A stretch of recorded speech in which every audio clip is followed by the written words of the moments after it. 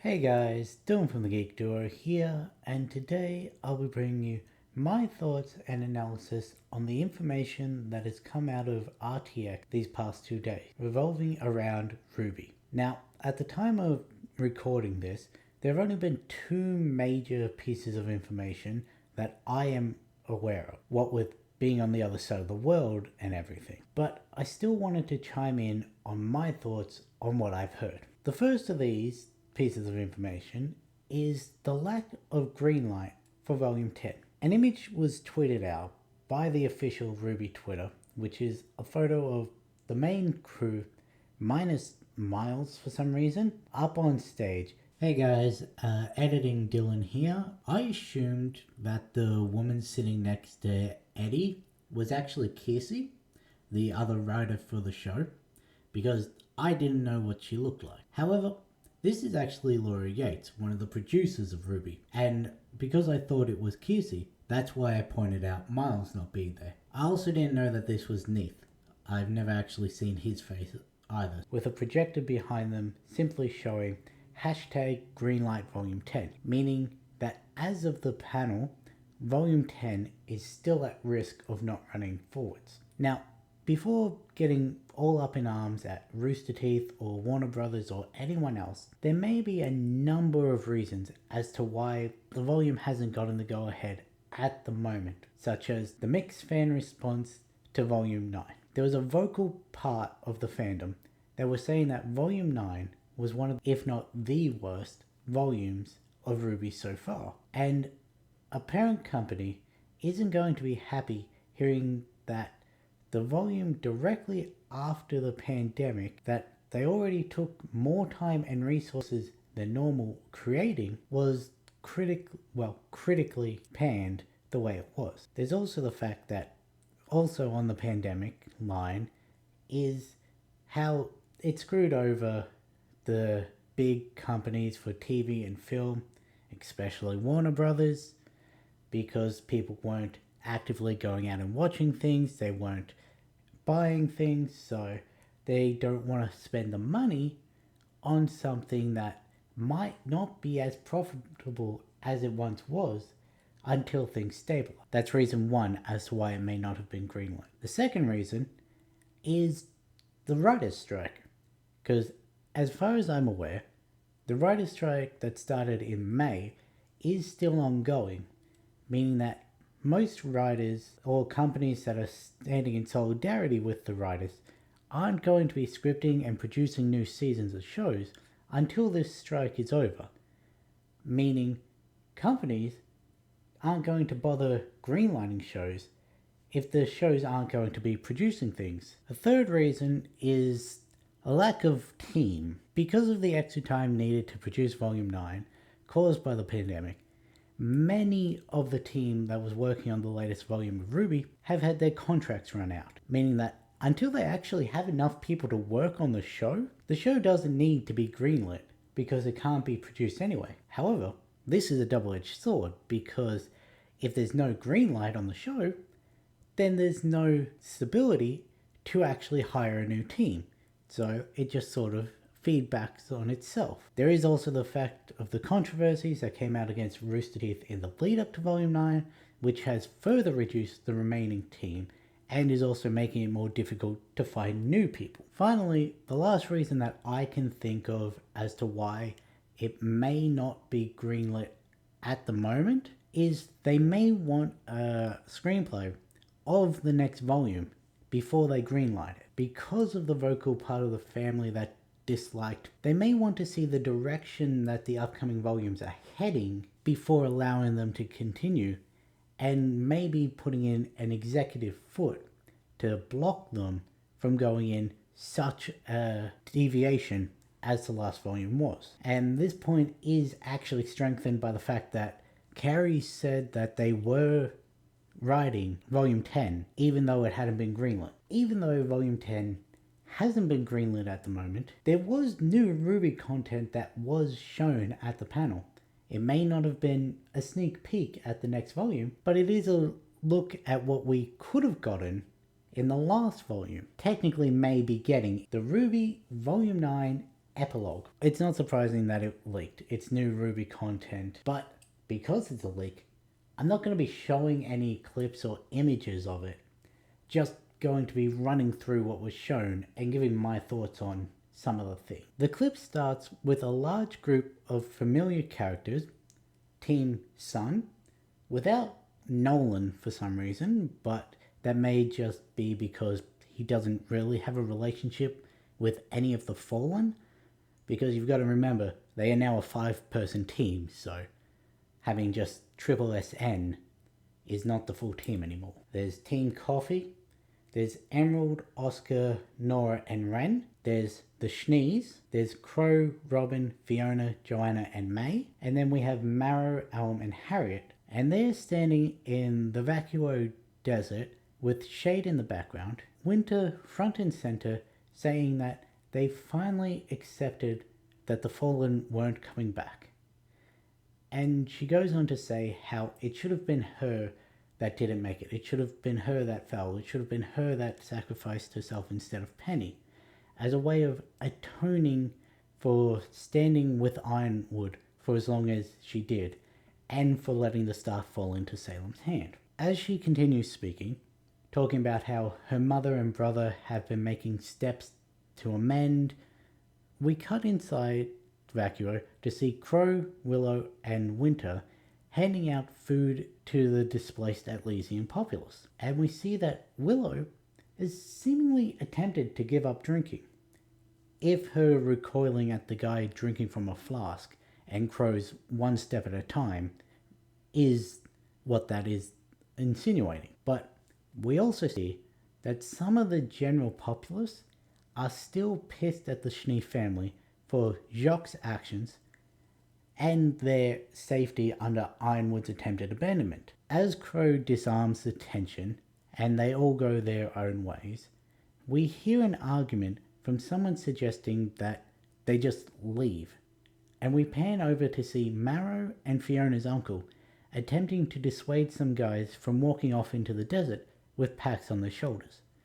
But they are ultimately unsuccessful at this, and Winter just asks her sister for advice on what she would have done in this situation, as the true heir to the Schnee name. The Winter segment ends with the Schnee family standing back at the monument, with Whitley telling Willow that he refuses to hide who he is, before Klein flies down beside them in an airship, and the last we see of most of the Schnees is Willow watching Winter use her maiden powers to etch "Don't Come Back" into the memorial, as she's lamenting at how they have failed the Fallen with not being able to unite the people. It's not a "don't come back, we don't want you," it's "don't come back and see how much we did wrong by you and your sacrifices." It then jumps forward some indeterminate amount of time to Crow dusting off the words that Winter etched,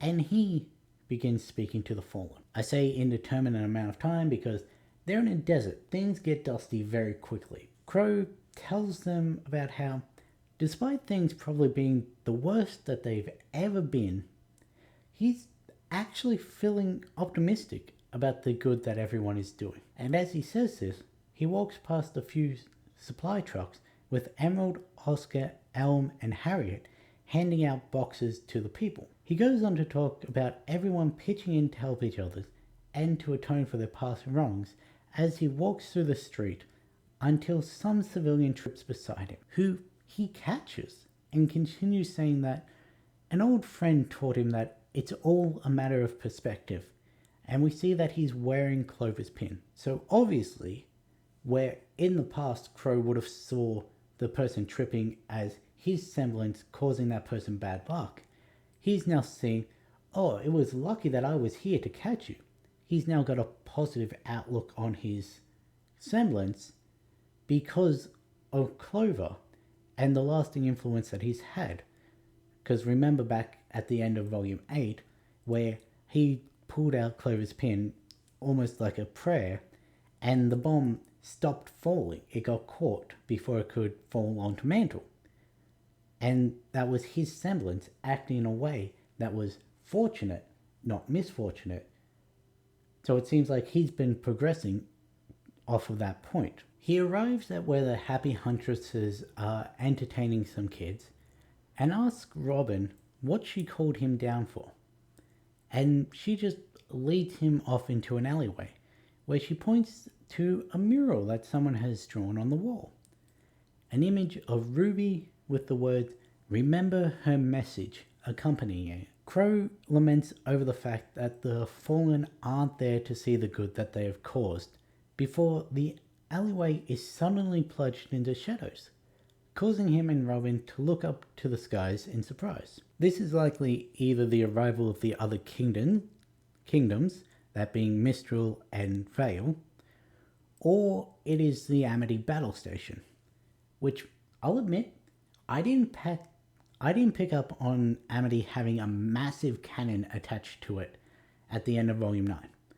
I thought it was simply just an airship positioned in front of it. It has, however, been confirmed that it does get turned into a battle station, despite it not having those attachments in this epilogue. It then jumps forward in time again, and there is text on the screen that says Ruby 9 _ CH12 2021 07 27, which obviously means that this section was intended for Volume 9, Chapter 12, which is 2 episodes more than we got. And the scene is Crow standing at the top of Shade Academy, overlooking the city. But as he turns to walk away, we see a familiar looking red portal opening behind him, and out walks a smiling Raven. And she points a genuine smile in Crow's direction, not a smug one, as she is followed by Team Ruby and Jean. Now, rather than me going through and writing out a script and running over these events, surprisingly, Eddie actually posted out the script for this next segment. Crow walks away from the balcony into a connected room, moves towards the door when suddenly a familiar whoosh followed by red light. A portal opens. Out steps Raven. Behind her, Ruby, Weiss, Blake, Yang, and John. The girls, who haven't seen Crow yet, stare out of the balcony. Raven looks to Crow, who is still dumbstruck at this sudden appearance. She nods at him. Ruby and John cautiously approach the doors leading out to the balcony view. We suddenly see what they see. Amity, no longer a communications tower, but retrofitted into a battle station. Surrounding it on all sides are battleships and airships from every kingdom. The last bastion of hope for Remnant. Ruby is the first to speak. But how? You sent a message. They all turn abruptly at his voice. He looks at Raven and then at the newcomers. His eyes well up with tears. The world answered. None of them can believe what is happening. A moment of awe-overwhelming emotion. This is soon interrupted by, "Hey Crow, are you coming to the meeting or..." The doors to the room burst open as Oscar, Ren, and Nora all enter and immediately freeze. Close up on Ruby as she lets out a tiny joyous gasp. "Hey everyone." A smile begins to cross her lips. We go to black. So that is what was probably meant to be the final scene of the volume. So what I'm getting from this epilogue is, considering we know Volume 9 got shortened towards the last minute, was that there were meant to be at least 2 more episodes of the volume. Likely 1 more in the Ever After, probably between Ruby drinking the tea and the trip to the tree.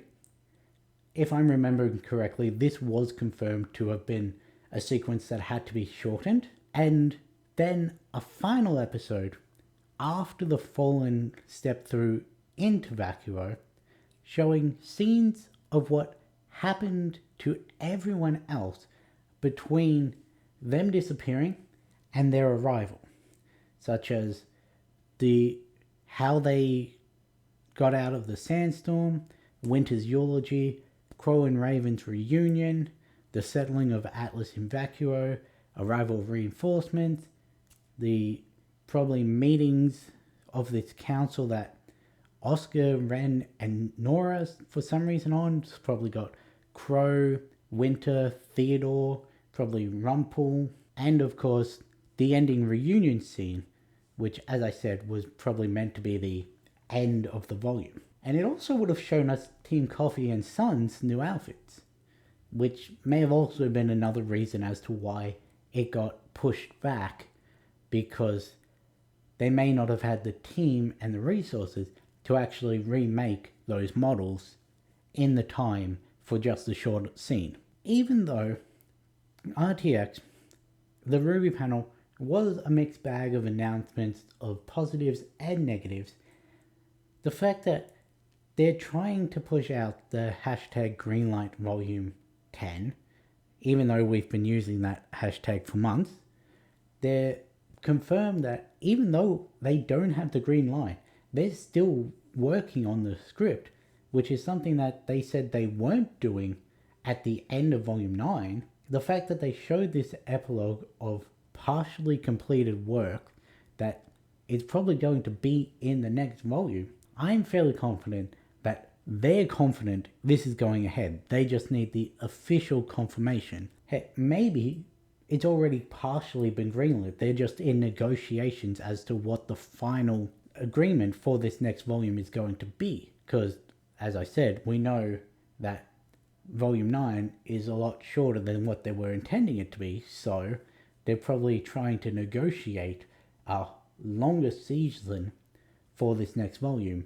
and that is why it's only partially greenlit, not fully, and why they have the ability to write the script, show this new content, stir the fans up into arms, trying to convince the parent company to let it go ahead. It sort of feeds into a, yeah, this is going to happen, we just need to iron out the kinks as to what we're allowed to do. But I'm going to leave this one here. I am very interested into what was meant to be around those scenes in the epilogue, because it was only the final one that was credited to a specific episode. I'll catch you in the next one.